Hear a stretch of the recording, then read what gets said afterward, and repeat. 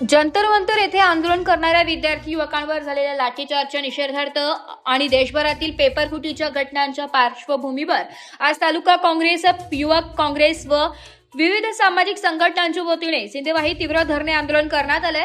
ब्रह्मपुरी विधानसभा क्षेत्राचे आमदार विजय वडट्टीवार यांच्या नेतृत्वाखाली झालेल्या या आंदोलनात जाहीर निषेध, मोदी सरकार चले जा, भीक नको हक्क द्या अशा घोषणा देण्यात आल्या।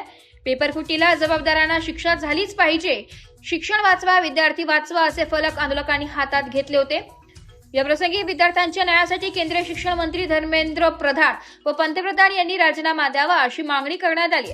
तालुका काँग्रेस अध्यक्ष रमाकांत लोधे, युवक काँग्रेस अध्यक्ष अभिजित मुबिट्टीवार, तालुका काँग्रेस अध्यक्ष रमाकांत लोधे, युवक काँग्रेस अध्यक्ष अभिजित मुपिट्टवार, शहर अध्यक्ष सुनील अट्टलवार, नगर उपाध्यक्ष पूजा रामटेके, माजी नगराध्यक्ष स्वप्नील कावळे, आशा गंडाटे, सिंधेवाही तालुका सरपंच संघटनेचे अध्यक्ष राहुल बोडणे, पंचायत समिती सिंधेवाही माजी सदस्य राहुल पोरटीवार, नगरसेवक पंकज नन्नेवार, रवी सावकुडे, राजू शेख, सुशांत बोडणे यांच्यासह मोठ्या संख्येने कार्यकर्ते आणि विद्यार्थी सहभागी झाले होते।